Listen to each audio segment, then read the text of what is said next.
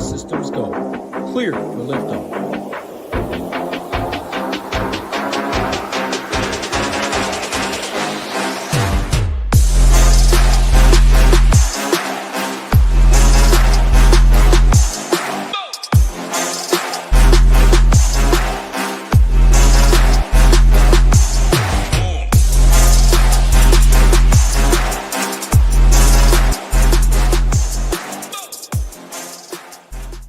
What is going on, SHIPIT Nation YouTube station? I'm back after a nice little week in the old Caribbean Sea, going through Hurricane Melissa, catching some sunburn, enjoying some a nice break from DFS. I played the first Sunday, couldn't play anything else after that, obviously, with not having the capability to remote into my desktop at home to reserve entry. So I just kind of took the week off after the first week, had a nice little sweat the opening Sunday, then enjoyed some nice adult beverages, some Caribbean sun.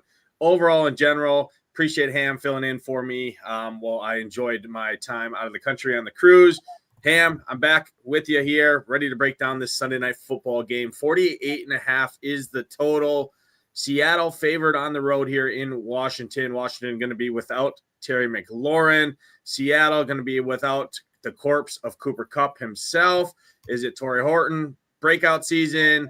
Is it Jaden Daniels? Sucks at football still? Sophomore slump? What's going on, brother? Happy Sunday. How are you?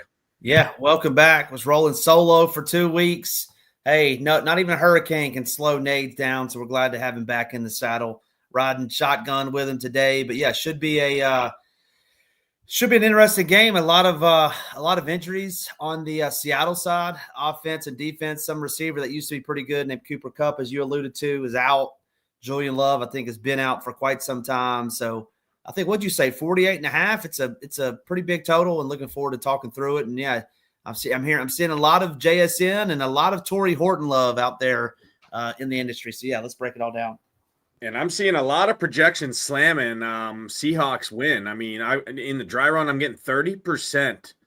5-1 Seahawks builds for Showdown here tonight. A couple places I look across the industry as well, projecting 15 to 20% of the field to running 5-1s in favor of Seattle here, which seems pretty interesting to me. Obviously, no Cooper Kupp, but he does draw some coverage actually on the offensive side. But more importantly, Julian Love, starting safety, gone in that secondary. They're also without some other guys there. Some D tackles are questionable there as well. I think Washington's still going to be able to move the football here at home.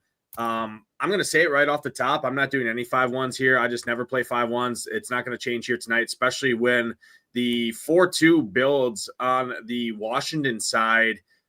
This could be a 2-4 slate here, Ham, where you see a Seattle captain up top, like a JSN, something like that, which obviously is going to be a talking point. That could be a way to play JSN differently, is play JSN captain, pair him with Sam Darnold in the flex, and then run 4 commanders on the other side. It's about the same projected ownership right now to run 4-2 commanders builds as 5-1 Seattle builds. I'll take my chances there. So what's your thoughts on that? And then take us into the captain position here. Obviously, JSN, it seems to be the guy up top, and then it's Jaden Daniels. And then really anyone else you play outside of those two is going to be contrarian there. Drops off a cliff pretty quickly there. Yeah, it really does. I feel like it's, that's what I said last night. I don't know, if you tuned in, but to me, it was Love up top. It was Aaron Rodgers. And then after that, it was really nobody. Like Tucker Kraft a lot. I think he was actually optimal, but it was same thing in this game, right? Where you have JSN, you have Daniels, and then potentially the only other person I think that's even in the conversation, Nate, is going to be Sam Darnold. We've seen this Commanders defense. It's been putrid for pretty much all the season. I mean, Geno cooked against them. A lot of people have done very, very well, but JSN is going to be very popular. Daniels be number 2. And then if you wanted to get a little funky, you could go Darnold, which I don't hate. If this Torrey Horton cat catches a couple passes in the end zone, things like that, Darnold could be up top. But it's a 3-man race for me. I don't know if you see anybody else. Fat Debo, no thank you there, but it's 3-man race for me, and that's it. I actually do really like Debo up top. There are a couple reasons why. It's leverage right off of JSN and more importantly, leverage off of Jaden Daniels, right? I think part of what Jaden Daniels' projection is built in, right, is his rushing upside there. Who can eat into Jaden Daniels, right, on the ground? I think Deebo Samuel, right? He's getting looks in the red zone. Over the last 4 weeks, he's actually number 2 on the slate in terms of red zone targets. He's got 1 red zone touchdown, 3 tries over the last 4 weeks there. They like this guy in the red zone. They'll give him carries. They'll give him end arounds. And I think he's a really good play at sub 10% in the captain position there. 14-4. There's also no Terry McLaurin as well, which I do think helps the cause here for Deebo as well. So I actually do kind of really like Deebo, especially in a trailing game script like that like the spread would indicate. And it's also a really good matchup. Wide receiver ones against this Seattle defense have kind of torched them overall. I mean, Brian Thomas had his ceiling game of the season at 23. Ibuka went for 30 plus on this team. Marvin Harrison and the corpse of Kyler Murray himself at the helm there still gave Marvin Harrison a pretty solid game in general. And if Deebo can get us the 20 plus here, which I think he can in this game, I'll take my chances on a very low owned Deebo up top. But yeah, JSN, obviously great play. Not much more to say about him. Just the alpha wide receiver. He's right up there with the Puka Nakuas, Jamar Chases of the world in this league. I think he's kind of just a step below them, but overall still really, really good. He's the first read for Sam Darnold in this offense. No Cooper Kupp.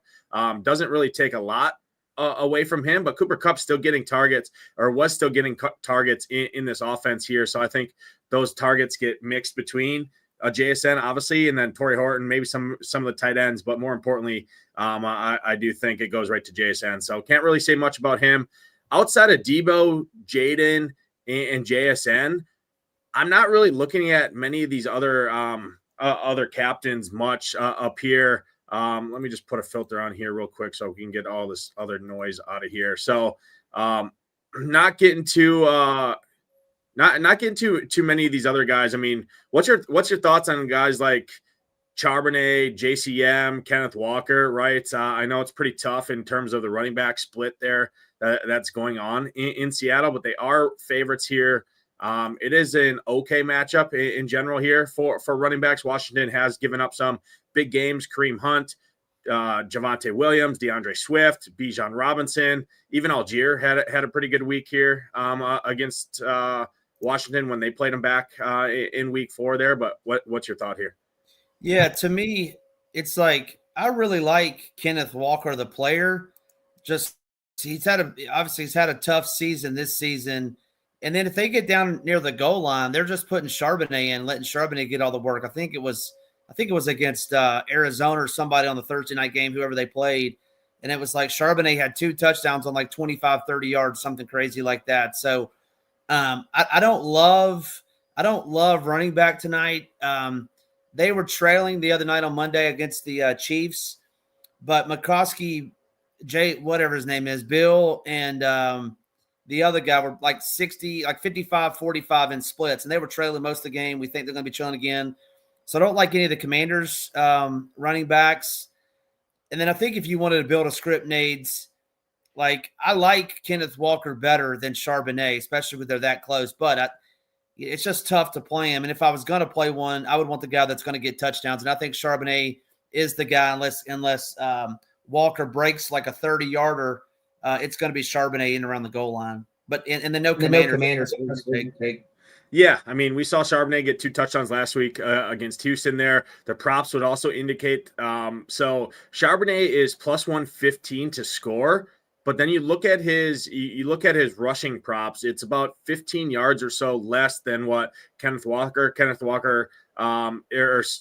basically 13, right? Kenneth Walker is 52.5 rushing prop, best on the slate by a pretty wide margin, right? JCM about eight or so yards less than him. Charbonnet at 40.5, so still a pretty good prop.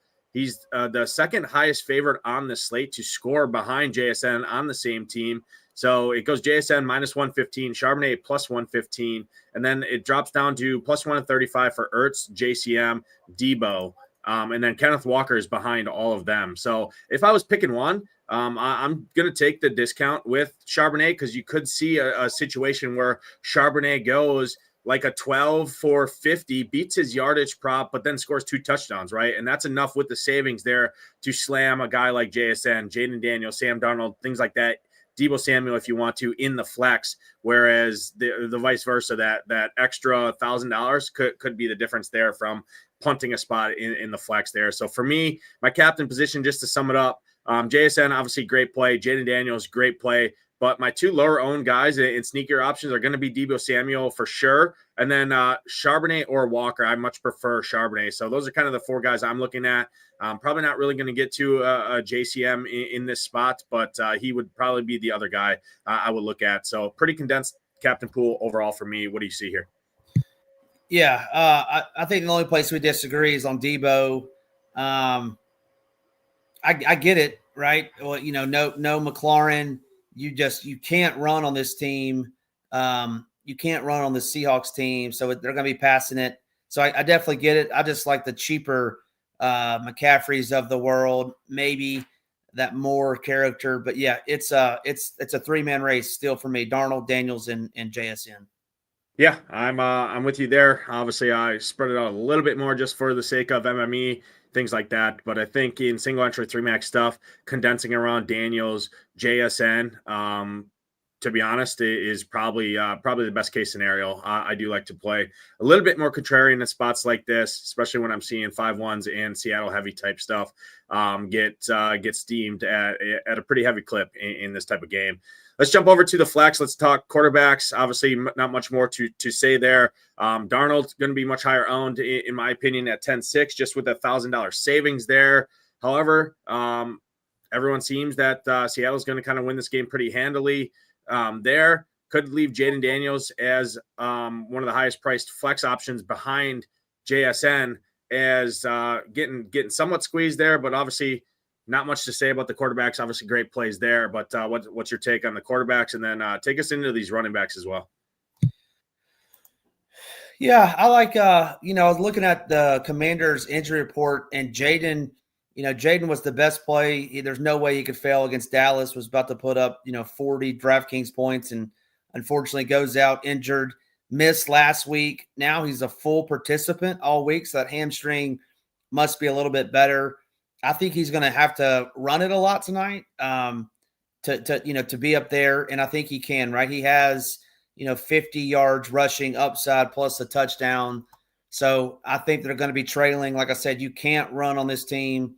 So he's going to be a lot of dinking and dunking, running around back there. So I like Daniels up top, and then Darnold as well. I mean, like I said earlier, Geno cooked against this Commanders defense. They're bad. Mikey Sanders still pretty bad in the slot. JSN is going to get fed early and often. So give me some Darnold and give me some Daniels. Darnold up top. What do you think, Nades? I think a minimum you don't like him at all, so you're shaking your head, but I was going to say I've minimum 2 pass catchers in the flex if you're playing Darnold up top, but maybe you don't have any interest in Darnold up top.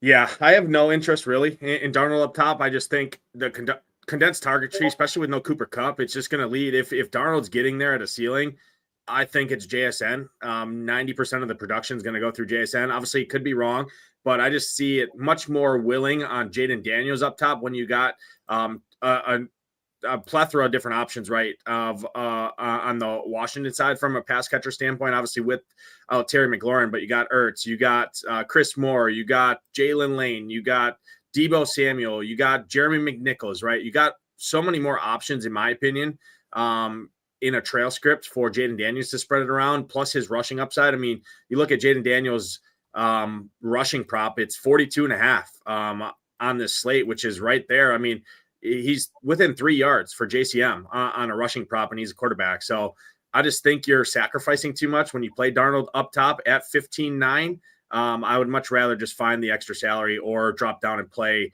one of the running backs on the same team for cheaper. But I do like Darnold quite a bit as a floor play in the flex, hence the heavy exposure gonna happen for me from the flex spot. But yeah, go ahead and take us into these running backs.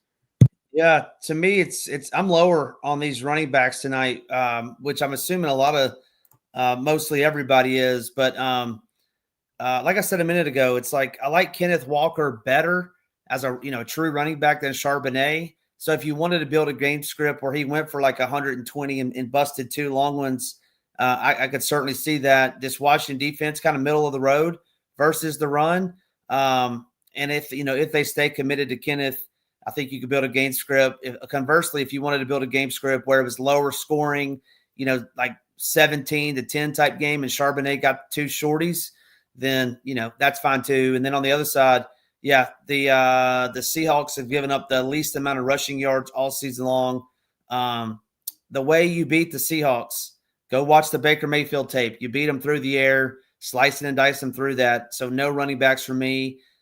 If you wanted to play, let's see, what is McNichols this week? He's all the way up to $4,400, which is, I think, a pretty hefty, significant jump from Monday night. Nades, correct me if I'm wrong, but I mean, you're just banking on him catching like he did the other night, like 6 for 70, whatever like that. But to me, like you talked about earlier, single entry, 3 entry max, I might have a running back on one team.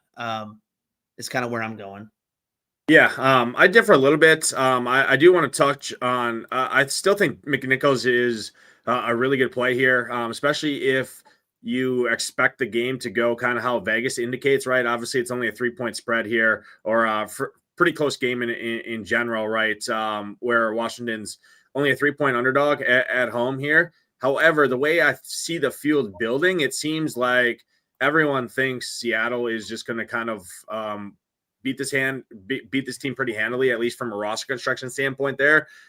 I do think Charbonnet, I'm not really buying this ownership here at 22%. Even if it is good, I still am going to be well over the field on that. I just look at the projection and see Kenneth Walker projected higher in pretty much every place across the industry, ours included here. I just think much more people are more likely to click a Kenneth Walker at 7,600 versus clicking a Charbonnet at 7K with the split, where people envision and projections envision Kenneth Walker as the lead back here. I just don't buy that. I think Charbonnet is just as good, more efficient of a runner, at least from the eye test standpoint. I think he's the better back in general. So I'm much more willing just to play Charbonnet here over a Kenneth Walker. So for me, my 2 favorite running backs are actually going to be Charbonnet and Jeremy McNichols. Kenneth Walker, I'll keep in the pool. In general, I probably will set a rule max 1 of Kenneth Walker and Charbonnet, unless it's a 5-1 build, which I'm not playing 5-1s. So I'm going to limit them just at 7K and 7,600. Hard to see both of them in the same lineup getting there. I can see a scenario where you could see a JCM and a McNichols get there, but I'm still not very likely overall to play that. So for me, Charbonnet, McNichols, my 2 favorite running backs. I'm not getting really to any Chris Rodriguez. I'll play some Kenneth Walker where I'm not playing Charbonnet and just banking on, okay, if it's not Charbonnet, I think it is Kenneth Walker there, and just playing it into it that way. I'm going to be under the field, or probably at field or under on JCM, even though it's not going to take much to get overweight on him. I just, if it's him, I'm probably not gonna win. I much prefer Jeremy McNichols in this spot. Let's jump over and talk these wide receivers here. We do have to talk about guys like on the slate with projections, right? Deebo Samuel. Obviously, you look at this projection here. Outside of JSN, it drops off a cliff, and many of these guys are all projected. I mean, not very good in general on the slate. Obviously, we're doing this Sunday morning here, right, where projections are going to get updated throughout the day, but it's JCM and then it's everybody else. And really, you look at this drop off. I mean, you got JSN at 12K in the flex, which is a big boy price point to play. You got Deebo Samuel at 96, and then it drops down all the way to 5,400. Luke McCaffrey, with Cooper Kupp being out of this game here. Touch on the wide receiver position. I think we're gonna have to talk about guys like Torrey Holton at 3,200 as wide receiver 2 now in this offense, and then talk about JSN. 12K in the flex is a hefty price point to play. Personally, I think if JSN's getting there, I like him up top versus in the flex. I'm just the way I'm going to play. If he gets there, I think it's all the way there, like a 10 for 100 plus and 2 touchdowns type deal. Whereas, yeah, that's great in the flex, but at his salary, it's so restrictive there. What's your take here on the wide receiver position? Yeah, I'll be jamming wide receivers in left and right in this game. I like them all. I think, like I said a minute ago, like I'm a little down, more down on Samuel than you. I think he's in the player pool though, absolutely more as a flex.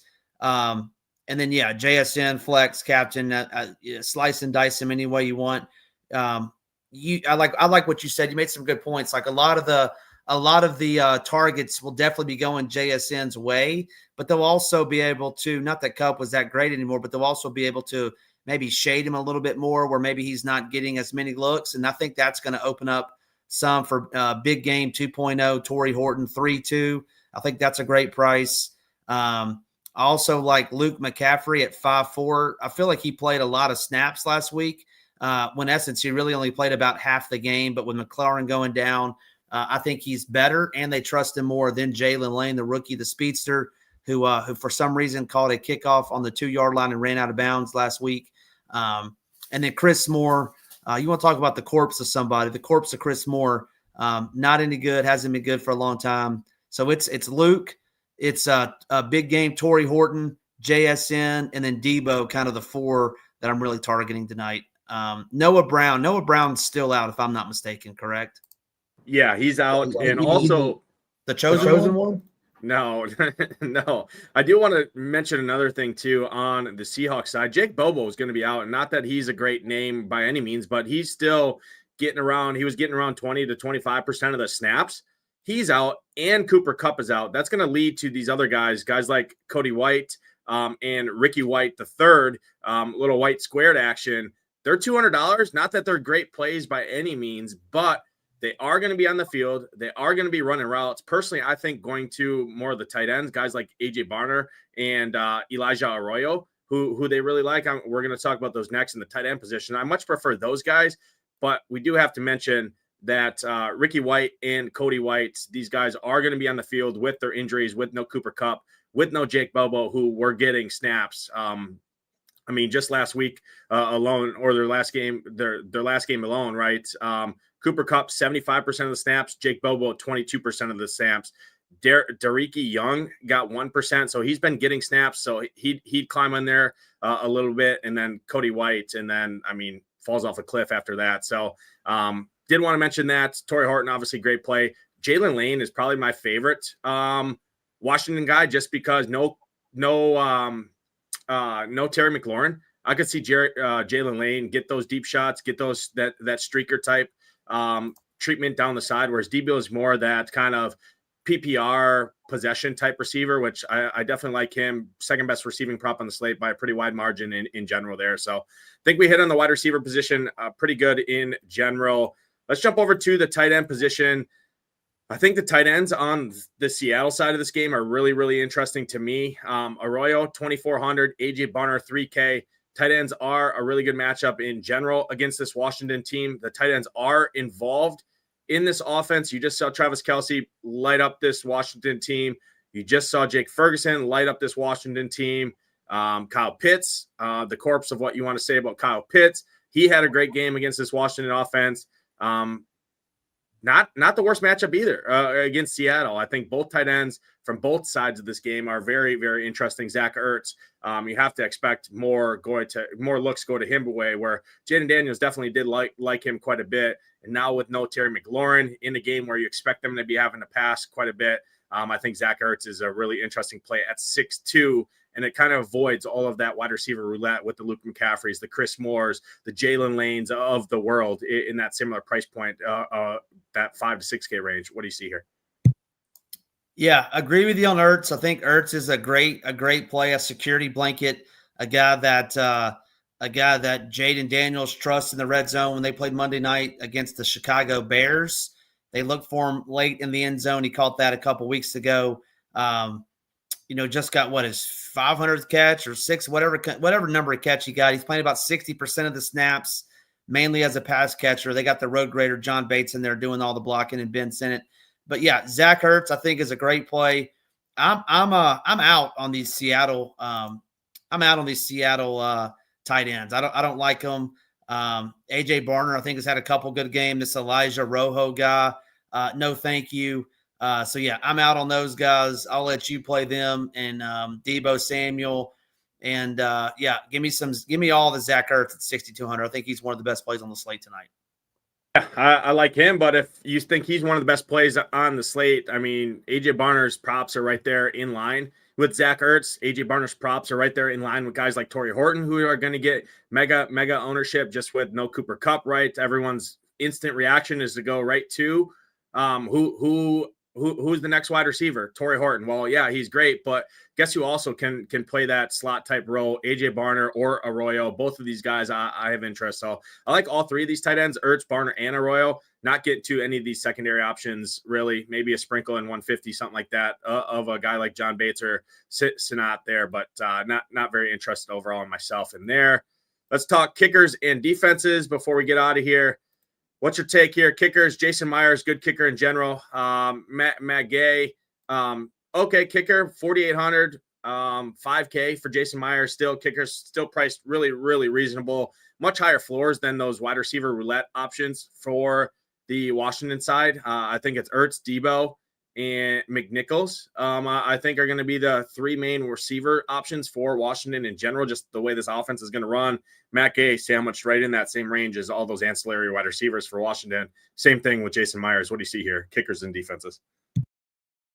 Yeah, now that you say that, I just remembered it's a big time revenge game tonight, Nate. Did you know that? Oh, I'm not a big revenge narrative guy, especially when it comes to kickers. So I'll go ahead and leave that to you. This is the kickers, man. It's even worse. It's the Legion of Boom.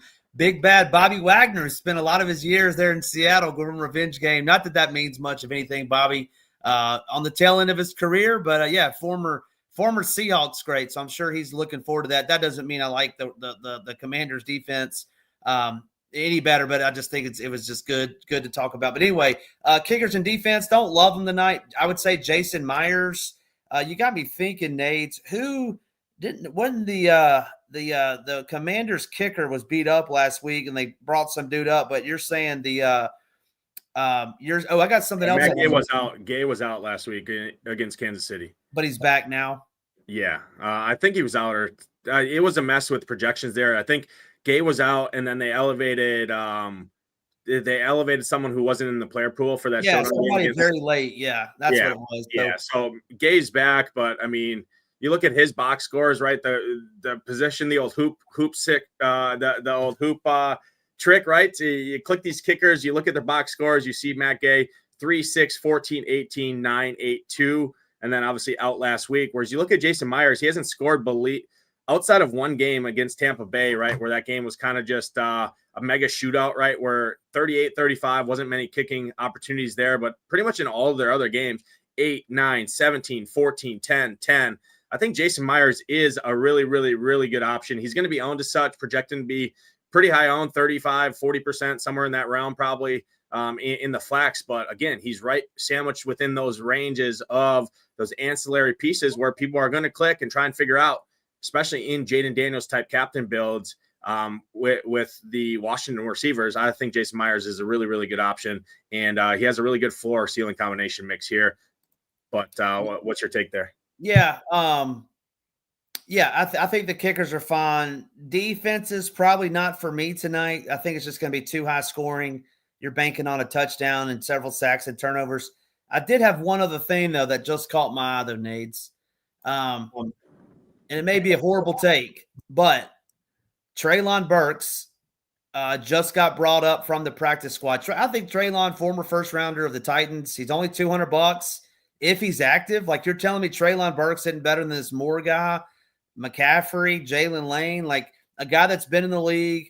The Titans thought enough of him to trade A.J. Brown. Now, granted, that was a horrible trade, but at $200, if you need the savings and Treylon Burks is activated for this game, I would throw him in the player pool. And if I'm playing like 20 plus teams, that's the only time I'm getting there. But I don't hate that. That just caught my eye. I mean, he's not projected for much, so obviously stay tuned to that and make sure he's even on the active roster. No, I think that's really good, and I think that's a way to play Jaden Daniels captain teams differently, right? So I think he's good. I think he's fine. For me, I like Jason Myers and the Seahawks defense here. Seahawks defense is actually a good defense in general. You have all of this issues where Jaden Daniels is missing people, like guys like Terry McLaurin, but you look at the Seahawks defense, 8, 14, 16, 11, 10, 9, playing Houston, Jacksonville, New Orleans, Pittsburgh, San Fran. which, I mean, you could put all of those teams right in pretty similar bucket to these Washington Commanders there. So I think they have a pretty good floor ceiling combination here. I think you can project them right around, 9 points or so, 9 to 10 points. And if they get that at 4K, they can easily beat out all of these other guys in the ranges, including the tight ends, who are going to be much higher owned, in my opinion, from the same team, Barner and Arroyo, along with these other guys in that mid-tier range from the Washington side. So over on Jason Myers, probably overweight on the Seahawks, first time all season. So we'll see how that goes there. Matt Gay, I'm fine if I'm with the field or under on him. I just don't like the ceiling there. I think they're going to need touchdowns and not be settling for field goals there. And then Commanders defense, if I get them, I get them. I'm not going out of my way to kind of trying to get to them there. Any closing remarks here, Ham, before we get out of here? Yeah, I don't think so. Good luck. It should be a shootout. Not the sexiest game by any stretch, of just the teams and the injuries and things like that. But I think when they made this game, they thought it was going to be a good one. So hopefully we got a sweat going into this, into this game tonight, and hopefully we get some sweats in this game as well. Hopefully you're having a good Sunday main slate. Hopefully the SHIPIT Nation logos are at the top. Hopefully our share-ship, the Golden Core, is making its way up there on the 555 leaderboard to grow that prize pool for the SHIPIT games. We have all sports covered. MLB just wrapped up. We had a hell of a season over here at the MLB. In the MLB streets. Ham and myself are two of the main pieces of that. We still got you covered. NHL still full swing. NBA still full swing. NASCAR just wrapping up, but MMA, shout out to Hoop, coming off a massive shipper there. The community's getting hot. We're looking to keep that momentum rolling here. Hopefully it's in a big way on this Sunday main slate, Sunday break, the early only, afternoon only, and then the nightcapper here with this Seattle, Washington showdown slate. Appreciate everyone tuning in. Hit that like button. Hit that subscribe button. Helps us out a ton. For Ham, I'm Nades. Good luck tonight in those contests. Hope to see those SHIPIT Nation logos at the top. We're out of here. Let's ship it.